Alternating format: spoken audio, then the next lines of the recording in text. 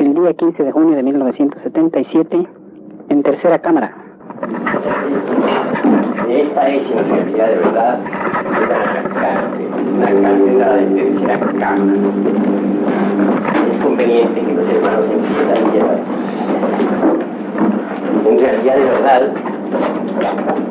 quienes ingresan a esta tercera cámara deben tener ya cierta preparación para poder comprenderla.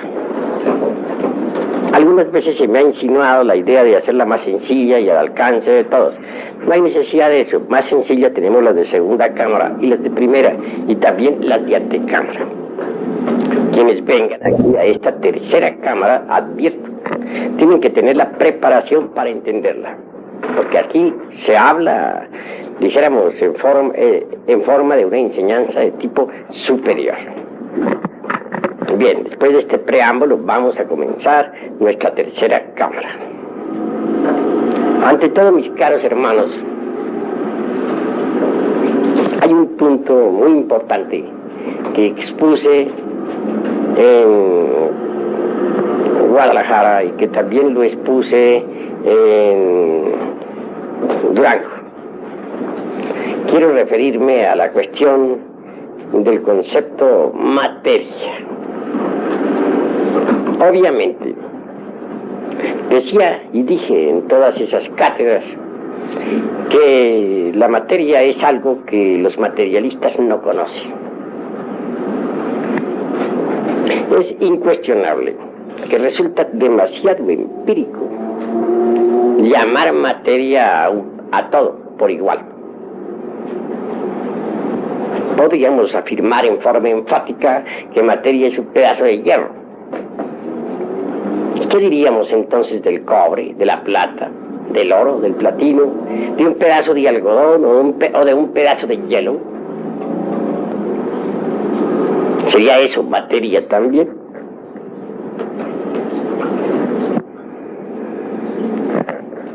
Si un químico en un laboratorio llamara fósforo a todos los elementos químicos que existen en el mismo, ¿no sería acaso tal afirmación absurda?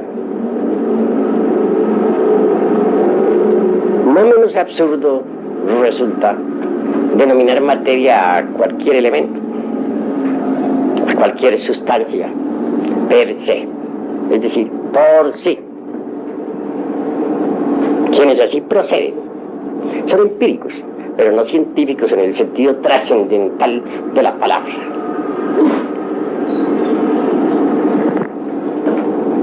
Indubitablemente, la tal materia por la cual se han apasionado tantos y tantos individuos polarizados negativamente es terra incognita para la ciencia oficial, mas tiene sus pontífices y sus dogmas inquebrantables y sus Biblias. Por ejemplo, la dialéctica de Carlos Marx. Me refiero en forma enfática a la dialéctica materialista. Sería el libro Biblia de los secuaces del dios materia. Eso es indubitable. Con todo y esto, y lo que estamos afirmando en forma enfática, digo que lo que se llama materia, o eso que denominan materia, como sustancia es incognoscible, per se. En latín quiero decir por sí.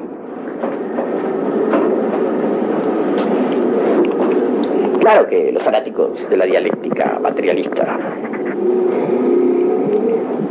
airados, tratarían de refutarnos basados en el dogma aquel inquebrantable del marxismo, que rechaza las afirmaciones categóricas de don Emmanuel Kant en aquello que se dice por sí o en sí mismo, etc. Quiere Marx embotellar la mente dentro del dogma inquebrantable y cerrarle el paso a la dialéctica. Nosotros indubitablemente somos dialécticos y por lo tanto no admitimos dogmas, sean estos de tipo materialista o de tipo espiritualista. No estamos contra la dialéctica, puesto que somos dialécticos. Usamos la dialéctica en el análisis, en la exposición doctrinaria. Si decimos que don Emmanuel Kant tenía la costumbre de hablar sobre las cosas en sí, procederíamos en forma dogmática. Téngase en cuenta que la cosa en sí es algo que no conocen precisamente los pontífices de la dialéctica materialista.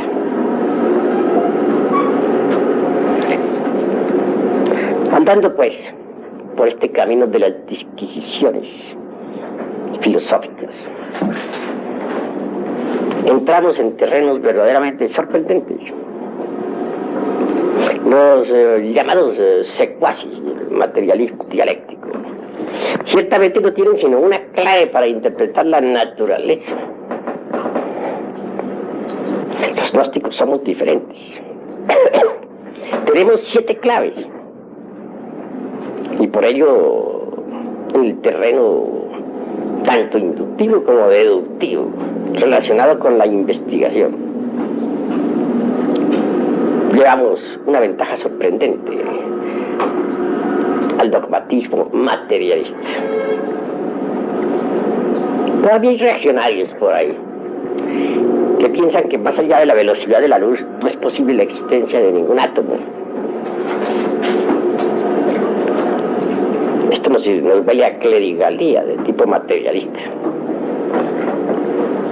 porque tenemos velocidades tan sorprendentes como la fuerza de la gravedad. Bien sabemos que las ondas gravitatorias son mucho más veloces todavía que las ondas de la luz. Así que quienes sientan cátedra dogmática sobre la sustancia en sí o la llamada materia cierran el paso a la dialéctica. Y nosotros somos dialécticos revolucionarios. No podremos aceptar dogmas. Pero la sustancia en sí, incuestionablemente, tiene que procesarse en forma multidimensional. Rechazar la multidimensionalidad es rechazar la teoría de la relatividad. Y la teoría de la relatividad de Einstein está demostrada matemáticamente. No debemos pensar únicamente en el espacio exterior o en el espacio superior. Conviene que pensemos en el espacio interior, o mejor dijéramos en los distintos espacios interiores. Se sienta cátedra siempre afirmando que la naturaleza tiende a agotarse. Aparentemente esto resultaría axiomático cuando contemplamos los procesos involutivos de la misma. Tengas en cuenta que evolución e involución se hermanan y constituyen el eje mecánico de toda existencia universal. Lo que sí sucede es que además de la evolución y de la involución, hay otra ley completamente diferente. Quiero referirme a la ley aquella del espacio interior, aquella que se escapa de la evolución y de la involución, aquella que pasa a una transformación revolucionaria, radical, aquella que se introduce, dijéramos, en dimensiones superiores por revolución. Bien, consideradas las cosas desde este punto, un día la naturaleza se habrá agotado, eso es obvio, aparentemente agotado, eso es incuestionable. Mas sucederá que, en vez de proseguirse en los procesos evolutivos e involutivos, la naturaleza misma se habrá volcado en una dimensión de tipo superior. podrá desintegrarse en la materia física, pero como sustancia en sí o por sí, a la luz de los postulados de un Kant y su crítica de la razón pura, pues obviamente tendrá que pasar de dimensión en dimensión, como en forma de escala multidimensional, hasta llegar pues al estado aquel que podríamos decir homogéneo, divinal, si cabe este término ahí, más allá de las simples concepciones caóticas de cualquier génesis. Y al fin, depositada esta tierra como si fuese una semilla en sustancia, entre el espacio profundo, aguardará como una semilla el momento en que ha de ser despertada para una nueva actividad. Pensemos en un árbol. Muere después de haber dado sus frutos, se convierte en un montón de leños, pero al fin deja sus gérmenes, y en el germen continúa la posibilidad para ese árbol, la posibilidad de repetir su existencia. Lo mismo sucede con el mundo tierra, o con cualquier mundo del espacio, o con cualquier sol del infinito. Un día dejará de existir, pero continuará como simple germen en el espacio profundo, inconfundible con el espíritu universal de vida, con el gran alaya del universo. Entonces, allí aguardará el momento de una nueva manifestación. Obviamente, cuando tal instante llegue, la fuerza eléctrica, el huracán eléctrico, el torbellino eléctrico polarizará nuevamente esa sustancia y nacerá un nuevo caos, por ende. Y es el fuego o el logos quien fecundará tal caos. Tal caos podríamos llamarlo, y lo hemos llamado otras veces, el limbus o el mysterium magnum. Tal caos en sí mismo pertenece a esa materia de que otro día les hablara, llamada el Yáster. Los orientales la denominan Sababat. Indubitablemente, tal germen, después de que haya sido diferenciado por el impulso eléctrico, o polarizado, o bipolarizado, viene a ser, o vendrá a ser, fecundado por el fuego. Y entonces, de ese caos nacerá una nueva vida. Surgirá el anima mundis, en forma nueva. Descenderá de dimensión en dimensión a través de sucesivas cristalizaciones hasta aparecer como un mundo nuevo. Cuando eso sea, nuestra actual Tierra no será más que una corteza geológica, un cadáver, una nueva luna que girará alrededor de ese mundo nuevo del futuro. Bien, hago esta exposición para decirles lo siguiente. No hay duda de que ese mundo sustancial, homogéneo, puro, se va polarizando conforme va cristalizando. Y al fin definitivamente aparece físicamente bipolarizado. Como parte positiva lo llamaremos espíritu. Como parte negativa podríamos llamarlo materia, aunque la gente no sepa qué cosa es eso. La corriente de tipo, los que se identifican con el polo positivo de esa sustancia homogénea, ya en plena bipolarización, se denominan espiritualistas. Forman corrientes religiosas, escuelas, sectas de tipo místico. Los que se identifican con el polo negativo se denominan materialistas. Los primeros adoran a un dios espíritu de tipo antropomórfico. Los segundos adoran a un dios materia. La religión de los primeros les liga, pues, o intentan ligarse a lo divinal por medio de sus creencias. La religión de los segundos cree que es posible ligarse al dios materia a través de sus sectas o también creencias. Tan religiosos son los unos como los otros. Son dos corrientes opuestas que mutuamente se destruyen. Nosotros necesitamos seguir la tercera fuerza. La positiva es útil, cumple su labor, la negativa es útil, pero nosotros necesitamos de una tercera fuerza, la fuerza neutralizante. Esta resuelve la lucha de los opuestos brincando hacia la síntesis. La tercera fuerza es neutralizante. La tercera fuerza es interior, profunda, nos lleva hacia el ser. Necesitamos autoexplorarnos para autoconocernos y descubrir en nosotros mismos eso que es la verdad.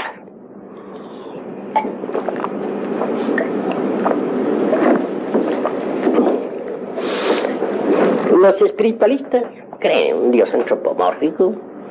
Los materialistas creen en su querido Dios materia. Ambos son creyentes. Y ni el uno ni el otro conocen la verdad. La verdad solamente es posible conocerla mediante la tercera fuerza. Está dentro de nosotros mismos, aquí y ahora. Me refiero a la fuerza neutra.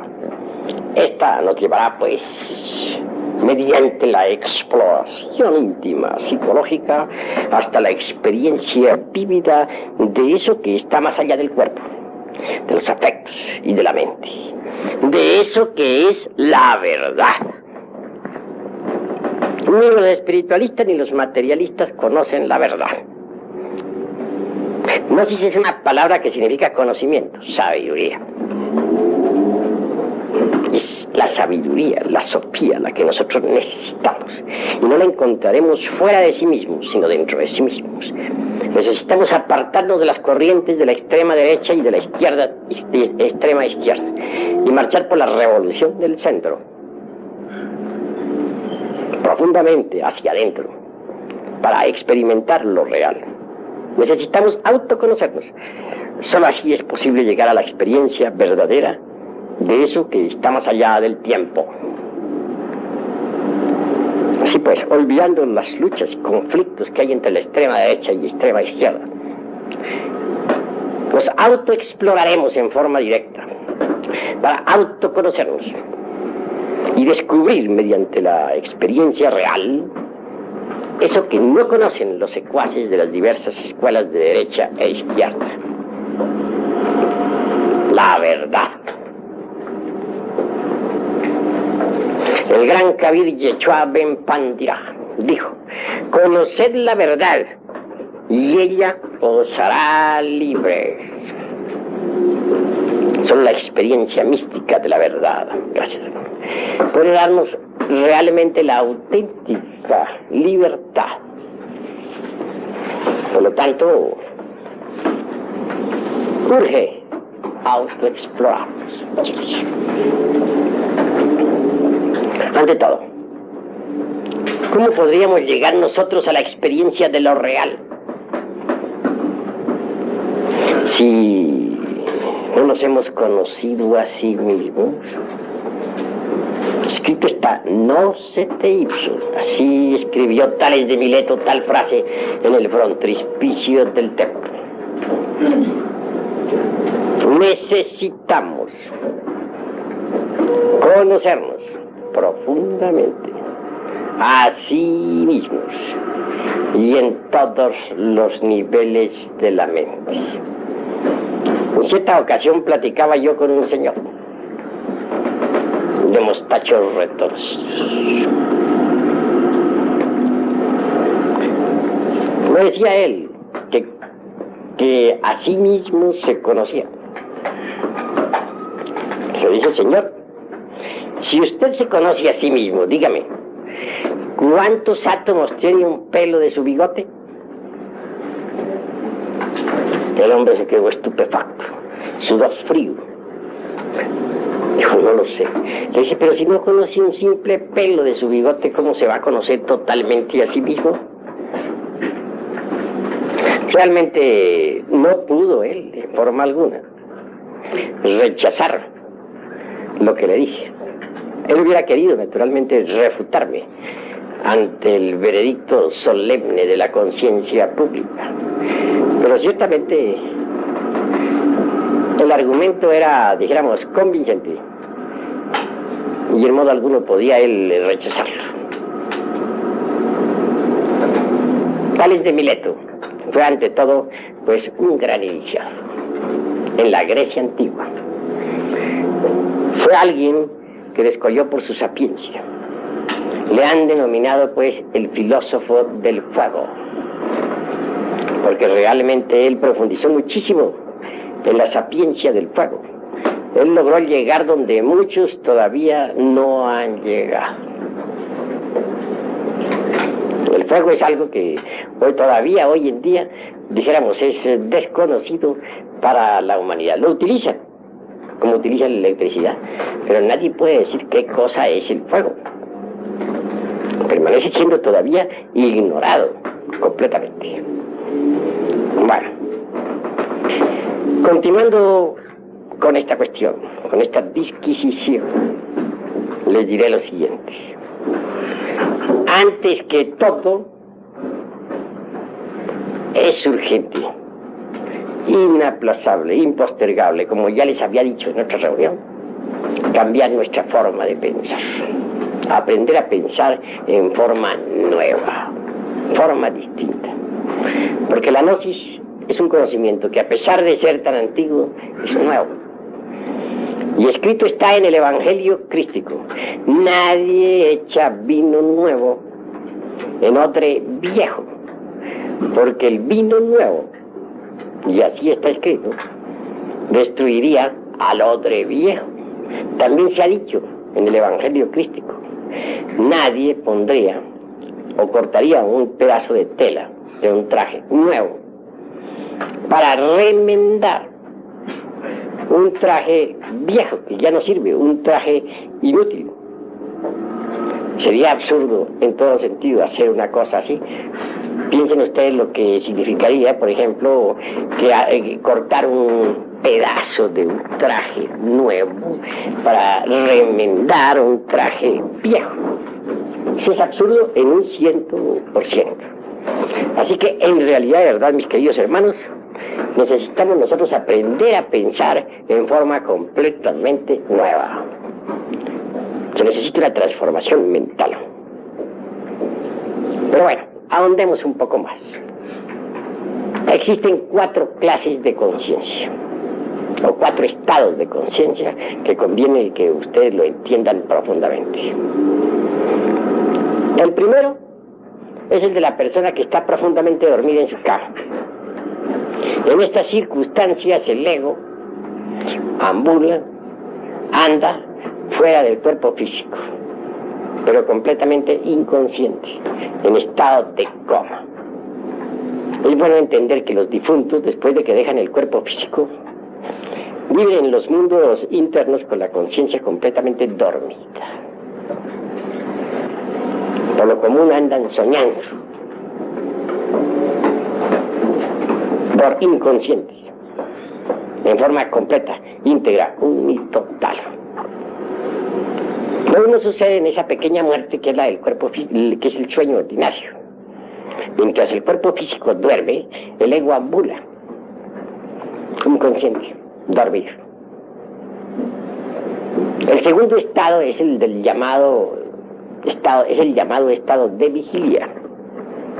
Sucede que cuando un individuo vuelve al estado de vigilia, continúa soñando, tan dormido como estaba antes, solo que ahora su cuerpo es activo para los sueños y por lo tanto más peligroso. Una cosa es cuando el cuerpo es pasivo para los sueños, entonces no hay tanto peligro, y otra muy diferente es cuando el cuerpo es activo para los sueños y entonces el peligro es mayor. En el llamado estado de vigilia, el cuerpo físico es activo para los sueños y entonces es cuando se cometen errores de toda especie. Toda la humanidad vive en esos 2 estados de conciencia. Es necesario pasar al tercer estado de conciencia. Y solamente se podría pasar al tercer estado de conciencia, que es el de la recordación de sí mismo, empezando por cambiar nuestra forma de pensar. Porque si nosotros venimos aquí a este lumicial a recibir las enseñanzas y luego pues en la calle somos otra vez como éramos antes, ¿cuál ha sido el cambio que se ha verificado en la forma de pensar? ¿De qué sirve recibir las enseñanzas aquí en esta cátedra? Si en la casa, en la calle, en el trabajo continuamos como siempre con nuestras emociones negativas, con nuestras reacciones ante los impactos del mundo exterior, con los mismos celos de siempre, con los mismos odios acostumbrados, etc. Hay que cambiar, claro está, la forma de pensar. Aprender a pensar en virtud de las enseñanzas que aquí se reciben. Porque si se reciben las enseñanzas y la forma mecánica de pensar sigue como siempre, entonces ¿cuál es el cambio? ¿No sería posible pasar al tercer nivel o tercer estado de conciencia, que es el de la recordación de sí mismo, si nosotros no cambiamos previamente nuestra forma de pensar? Incuestionablemente, si deseamos un cambio, habremos de empezar por cambiar el aspecto intelectual y el aspecto emocional. Esto significa eliminar de sí mismos todo ese automatismo inconsciente e intelectual que hemos tenido, todos esos procesos de la mente razonadora, todos esos celos, todos esos hábitos antiguos, esa ira, todo ese odio. Urge el cambio radical en el intelecto, si es que queremos pasar a un nivel superior del ser, es decir, si es que queremos nosotros pasar al tercer estado de conciencia, que es el de la recordación de sí mismo. Cuando uno se está identificando con un insultador,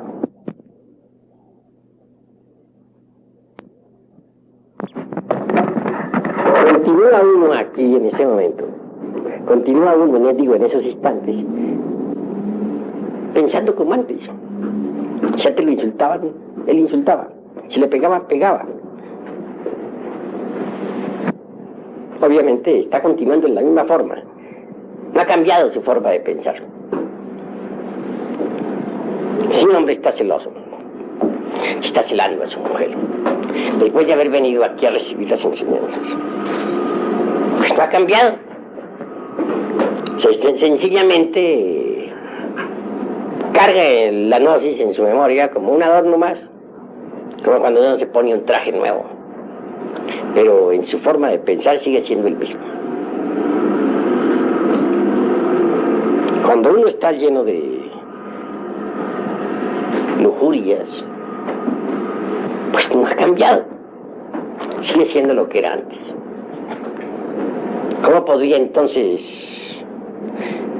pasar al tercer estado de conciencia? ¿Y por qué se es lujurioso? Porque se cargan algunos agregados psíquicos de lujuria. Más aún, el que se identifica con alguna escena lujuriosa, obviamente se olvida de sí mismo. Y en ese momento se manifiesta lujurioso. Da oportunidad a los yoes de la lujuria para que ellos hagan lo que quieran. Como para pasar al tercer estado de conciencia, que es el de la recordación de sí mismo. Porque sería contradictorio suponer, siquiera, que un hombre haya pasado al tercer estado de conciencia y se olvide de sí mismo. Si el tercer estado es precisamente recordación de sí mismo. Así pues, o ha pasado o no ha pasado al tercer estado. En esto no puede haber vaguedades de ninguna especie. Bueno, un paréntesis, podría abrir una ventanita ahí para que no haya tanto calor. Está haciendo mucho calor. Abran ustedes esas ventanas. Muchas gracias.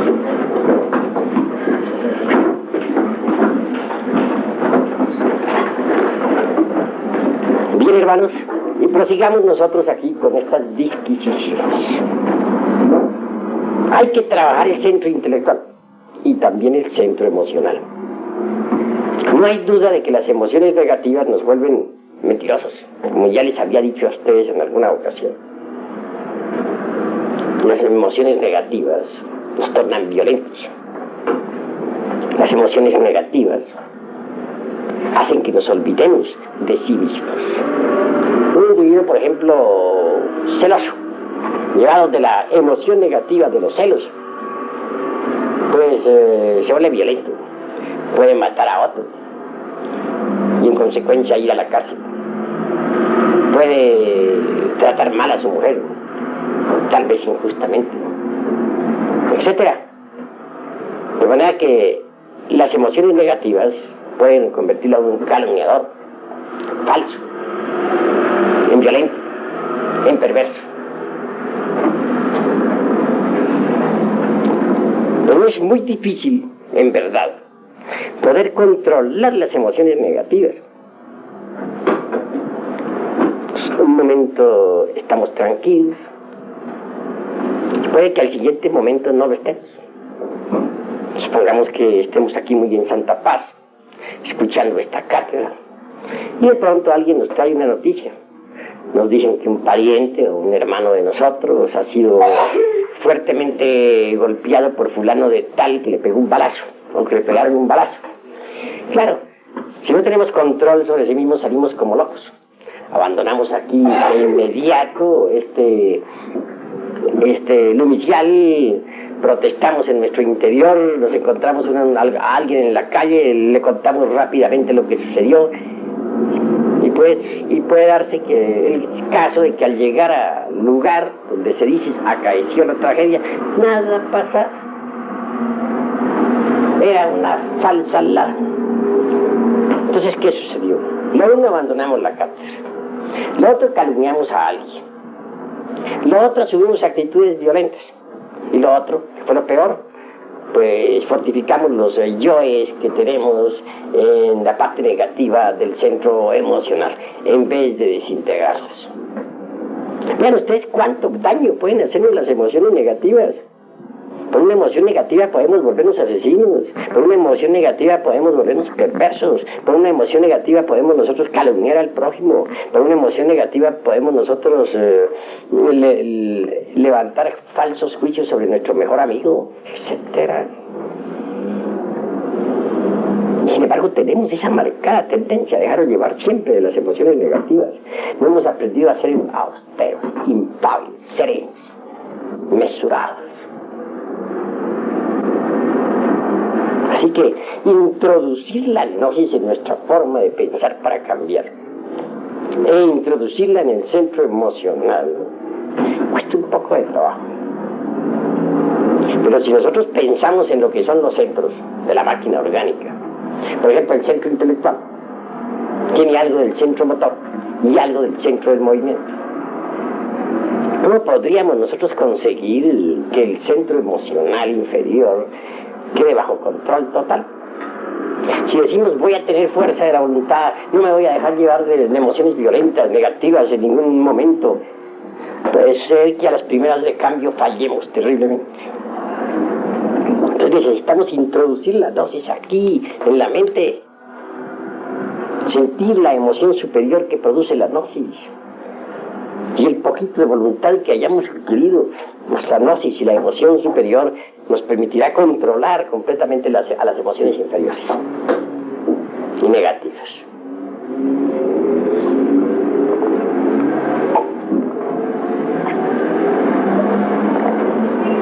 En todo caso, se necesita controlar a la emoción inferior con la emoción superior. La emoción superior está en el centro intelectual. Pues controlemos a la emoción inferior con la superior. Metamos gnosis dentro del cerebro para que nuestra forma de pensar cambie y vivamos de acuerdo con los principios y las reglas del gnosticismo universal. Modifiquemos pues el proceso del pensar y habrá una especie de emoción intelectual en nuestra cabeza. Eso, más un poquito de voluntad, nos permitirá controlar a las emociones inferiores. Obviamente, la destrucción total de las emociones inferiores adviene con la aniquilación de aquellos elementos psíquicos indeseables que se relacionen precisamente con la parte emocional inferior. Pero entre tanto, y mientras tales elementos son eliminados, debemos controlar al centro emocional inferior con la parte emotiva del intelecto. Un intelecto alumbrado por la mística gnóstica. Ese es el camino obvio hacia eso. Solo por ese camino podría procesarse verdaderamente un cambio que es tan necesario. Se necesita precisamente ir cambiando poco a poco. Esto de ir cambiando poco a poco es posible si vamos introduciendo las reglas gnósticas, la sapiencia del gnosticismo universal en nuestro pensamiento, en nuestra mente. Pero como les digo, hay que modificar completamente pues la mente. Necesitamos de una nueva mente para pensar. Porque con la mente vieja, con esa mente ya decrépita, con esa mente ya deteriorada, con esa mente acostumbrada a todo este tren de vida que normalmente llevamos, no sería posible provocar un cambio en nosotros mismos. Así que el centro de la mente y el centro emocional deben ser trabajados con las reglas gnósticas, con las enseñanzas que hemos dado, si es que de verdad queremos un cambio definitivo en nuestra forma de ser, de sentir.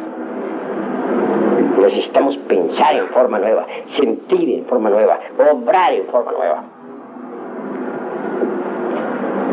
¿Qué buscamos a través de todo esto? Obviamente que estamos buscando algo que es sumamente importante. Estamos buscando en verdad purificar la conciencia cósmica que está embotellada entre nosotros. Hay una gran conciencia. Me refiero a la conciencia cósmica. Desgraciadamente la conciencia cósmica está enfrascada entre el ego. Purificar la conciencia solamente es posible aniquilando el ego. Si no se resuelva pasar por la aniquilación budista, jamás podría lograr la purificación de la conciencia. Es obvio que con la aniquilación budista, el despertar de la conciencia se convierte en un hecho. Una conciencia despierta es una conciencia purificada mediante la aniquilación del ego. Eso es indubitable. En todo caso, el proceso didáctico del psicológico, dijéramos, de la liberación de la conciencia en nosotros, tiene naturalmente un nombre en el budismo oriental. Se le denomina Alaya Vijnana. Alaya Vijnana. Este Alaya Vijnana guarda alguna relación con el cuerpo de ley, que es el Dharmakaya. El Dharmakaya en sí mismo, como sustancia ser, es inmortal, divinal. El cuerpo ley del Dharmakaya nos da eso que podríamos denominar omnisciencia. Si por algo al cuerpo ley se le llama Dharmakaya, es porque es el resultado de tremendos trabajos hechos en nosotros mismos y dentro de nosotros mismos, aquí y ahora. El cuerpo de Dharmakaya pueda sumergirse entre el vacío iluminador, y más aún que pueda llegar a la talidad que está más allá del mismísimo vacío iluminador. Es innegable. Es innegable. Quien posea el cuerpo de Dharmakaya ha llegado a la felicidad real y a la verdad última. No sería posible llegar a poseer tal cuerpo si no hemos trabajado la conciencia escondida en nosotros, a esa conciencia que se encuentra enfrascada entre el ego. Se hace necesario desenfrascarla, desembutirla, desembotellarla, liberarla, mediante el trabajo sobre sí mismos. No es posible trabajar o provocar un cambio al trabajar sobre sí mismos si antes no hemos empezado por cambiar nuestra forma de pensar y de sentir. Un individuo que recibe la enseñanza y continúa embotellado en los antiguos procesos intelectuales y emocionales no puede en modo alguno originar cambio alguno. Los cambios son necesarios para llegar al cambio supremo. Tengas entendido que los agregados psíquicos del ego se procesan en 7 niveles del ser. Incuestionablemente, el cuerpo de Dharmakaya solo es para los que han llegado a la parte más elevada del ser, aquellos que han desintegrado absolutamente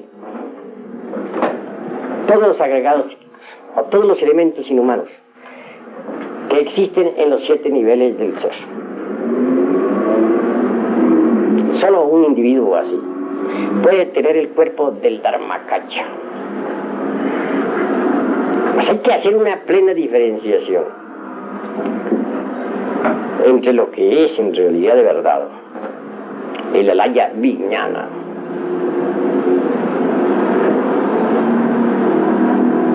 y lo que es el sunyata. El alaya vijnana nos mantiene dentro de los procesos meramente psicológicos, dentro del trabajo psicológico que tenemos que hacer en nosotros mismos y dentro de nosotros mismos aquí y ahora. Mientras alguien esté dentro de los procesos psicológicos de la alaya vijnana, podrá así, en ausencia del querido ego, entre comillas, porque el querido no tiene nada, experimentar eso que no es del tiempo, esto que está más allá del cuerpo, de los afectos y de la mente, eso que en el oriente denominan el vacío iluminador. Pero tal experiencia no significa, ya claro, que hayamos en realidad de verdad realizado en sí mismos al vacío iluminado. Sunyata es diferente. Cuando alguien poseyendo el cuerpo del Dharmakaya está a un paso más allá de la conciencia absolutamente despierta, se sumerge no solamente en el vacío iluminador, sino que logra entrar en la talidad. Indubitablemente sabe lo que es en sí sunyata. Así que alaya vijnana es un concepto meramente psicológico. Sunyata es un concepto ontológico, indubitablemente. En todo caso, quiero que entiendan ustedes claramente a través de estas disquisiciones que una cosa es la maquinaria esta espantosa y terrible de la relatividad y otra cosa absolutamente diferente, el vacío iluminador.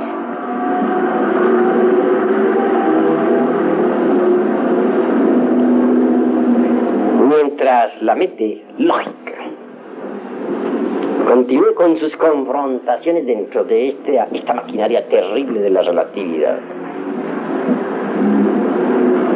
no seremos felices.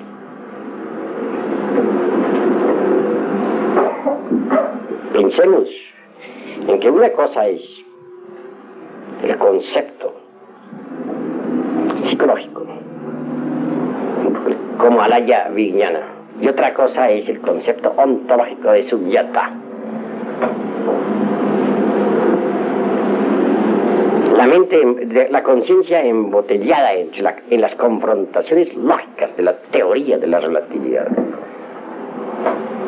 no podría encontrar dicha verdadera, porque no es en la lógica donde podremos encontrar la dicha, sino en sunyata.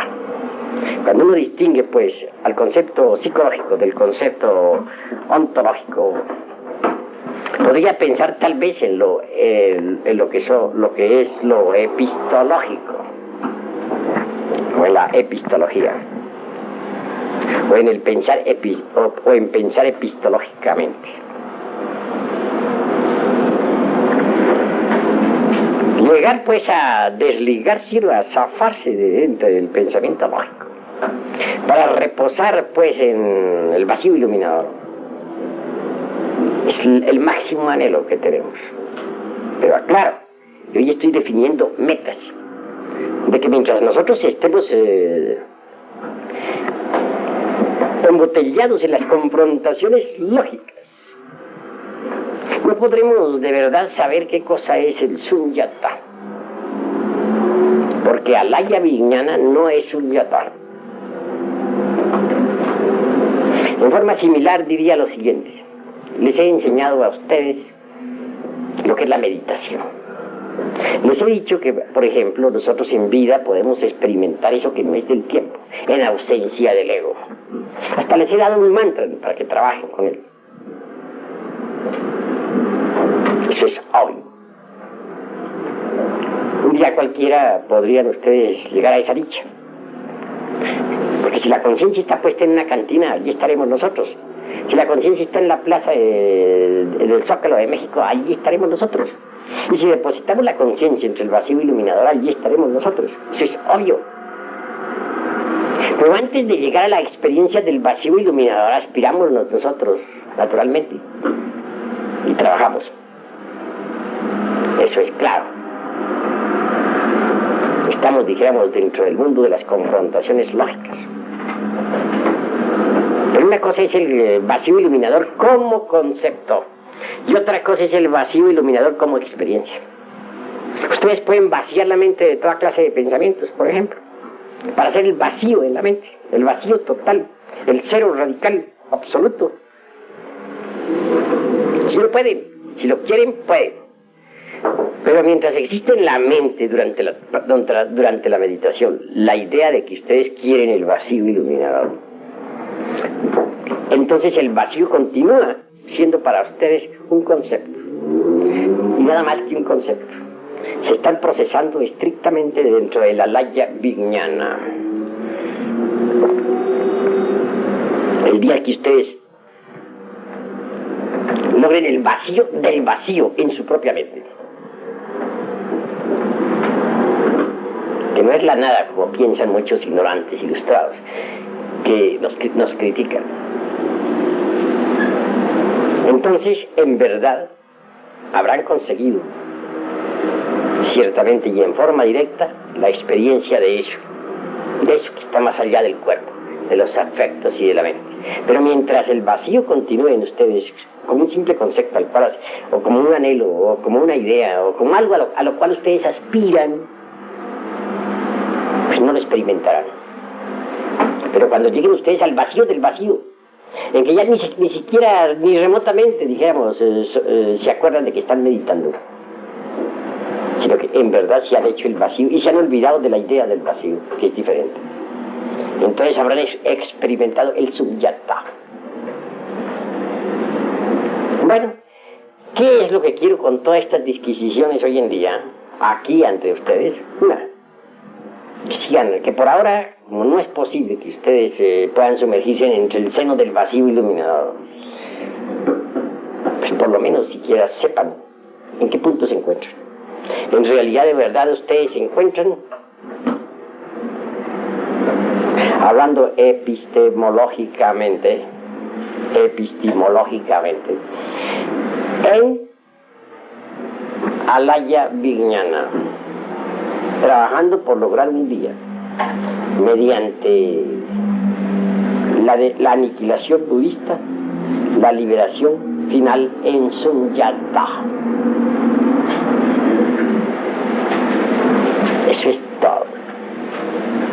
Esto requiere naturalmente mucha atención,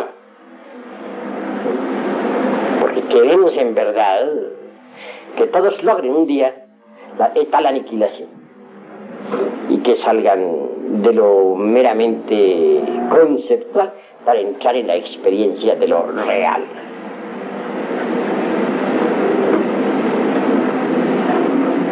Total aniquilación absoluta es necesario. Salirnos un día de las confrontaciones meramente lógicas y experimentar ciertamente eso que no es del tiempo. Así como en vida, por ejemplo, necesitamos ahorrar energías para crear el segundo cuerpo psicológico, que es el astral, que así se denomina. Porque si gastamos nuestras energías, la creación del segundo cuerpo se hace algo más que imposible. Así también necesitamos, a través de la didáctica esta de la alaya, de la gran alaya universal o de la alaya virginiana, y aniquilando los agregados psíquicos. Conforme los vayamos aniquilando, las energías se van acumulando en nosotros. Y tales energías después nos permitirán ciertamente la creación del cuerpo del Dharmakaya.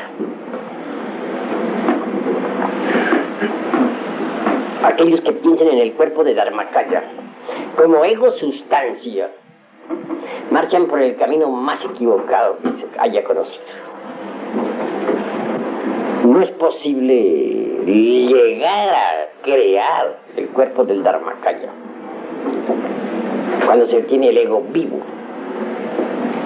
Hay que ir aniquilando el ego para que la creación del Dharmakaya se haga posible, mediante el ahorro de energías, porque cada agregado psíquico implica gasto de energías. Quien logre llegar a crear el cuerpo del Dharmakaya, incuestionablemente habrá conocido la verdad, la habrá experimentado no fuera de sí mismo, ni en la derecha ni en la izquierda, sino en el centro, y profundamente, no en un espacio más superior o en un espacio inferior, sino en un espacio interior aún más hondo. Quien críe, quien forme, quien fabrique el cuerpo del Dharmakaya mediante el trabajo interior de sí mismo, mediante la desintegración del ego, incuestionablemente llegará a experimentar la dicha del vivir, conseguirá la auténtica felicidad que no es del tiempo, porque el cuerpo del Dharmakaya es cuerpo ser y no ego ser, como pretenden muchos ignorantes ilustrados.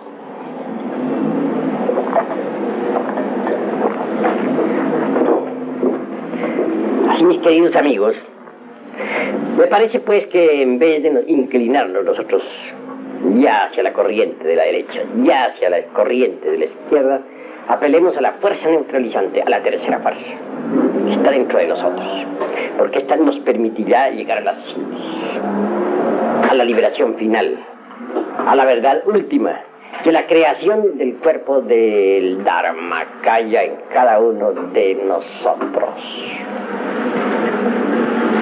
Van viendo ustedes con qué objeto insisto en la necesidad de cambiar la forma de pensar y de sentir.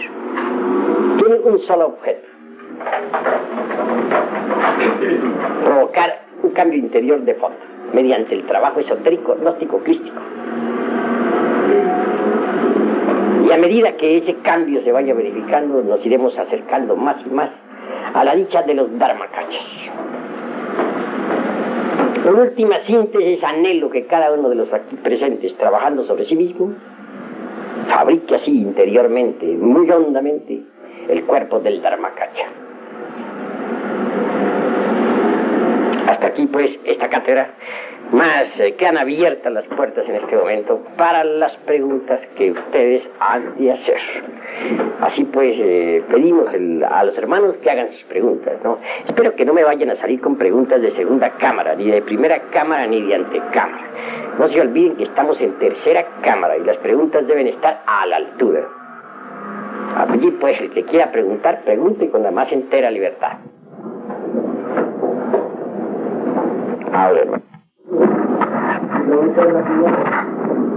Cuando se está en el estado sueño, como decía usted, y el ego vaga por el mundo o por el submundo, nosotros penetramos a nuestro propio país psicológico. Y naturalmente que las impresiones de ese país psicológico son las que nos inducen a actuar en el estado de vigilia. O sea que estaríamos pues en las mismas circunstancias. Pues cada cual realmente vive en su país psicológico y cada cual está ubicado psicológicamente en algún lugar. Algunos estarán ubicados en un prostíbulo y otros en una iglesia. Cada cual psicológicamente tiene su lugar de ubicación. Así como en el mundo físico tenemos nosotros un lugar donde estamos ubicados. Psicológicamente también podemos estar ubicados en tal o cual lugar de nuestro país psicológico. Eso es obvio. Que influyan las impresiones subconscientes sobre la vida humana, eso es cierto. Pero una cosa es el estado mal llamado de vigilia y otro es el estado en que el cuerpo se encuentra pasivo para los sueños. Cuando el cuerpo físico se encuentra pasivo para los sueños, las impresiones subjetivas que puedan llegar al cerebro a través del antacarana, que es el cordón de plata con 7 aspectos plenamente definidos, pues no son peligrosas porque el cuerpo está pasivo para los sueños. Se tornan esas impresiones peligrosas, y en eso estoy de acuerdo contigo, cuando el cuerpo está activo para los sueños. Porque entonces tales impresiones depositadas en el cerebro se vuelven activas físicamente. Y el sujeto pasivo puede cometer errores gravísimos. Eso es obvio. ¿Hay alguna otra pregunta? ¿Es equivalente, la batalla es equivalente al maestro de perfección? ¿Cómo? El término, o mejor, el proceso de dharmakaya es equivalente al maestro de perfección. El término dharmakaya incuestionablemente implica perfección del adepto o servidor de la gran orden. Pues no podríamos concebir un adepto de perfección sin el cuerpo de dharmakaya, más quien posea tal cuerpo. Tiene que saber vivir en aquella línea geométrica que separa a la talidad de la maquinaria de la relatividad. Saber vivir en perfecto equilibrio entre la talidad y la maquinaria de la relatividad. Saco a colación este término talidad por lo siguiente. La maquinaria de la relatividad y el vacío iluminador resultarían opuestos. Mas hay una síntesis que los concilia a ambos, y es la talidad. La talidad está aún más allá del vacío iluminador. Es la gran realidad.